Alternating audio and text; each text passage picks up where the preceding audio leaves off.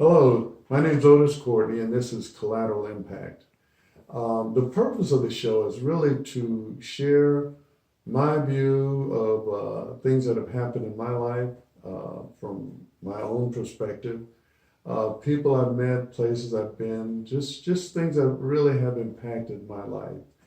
And for the last couple of shows, I've talked about um, things about the N word, racism, racists, and topics that you would normally hear during Black History Month.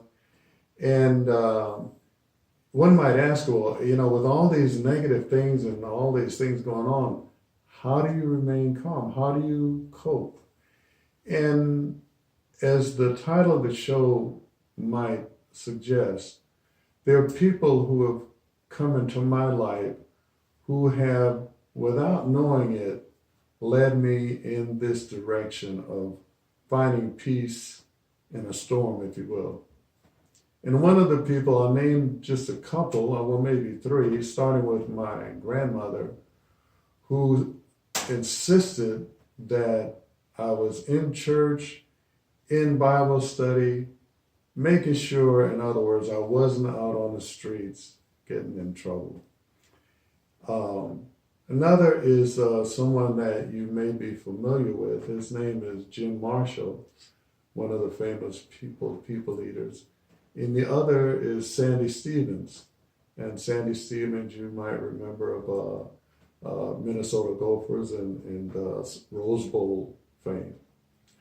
And the reason I mention these individuals is because with all the negative things that I kind of discussed earlier, there has to be some kind of calming influence that helps me deal with all the issues that I deal with.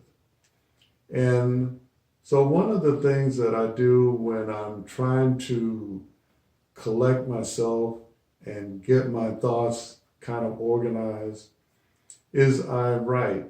And as I indicated earlier, I don't claim any professional competence in what I write, but they are something to try to capture what I'm feeling at the time. In this, what I've written here, I title, "Thank You, Lord Jesus. Thank you for love that infinity cannot measure.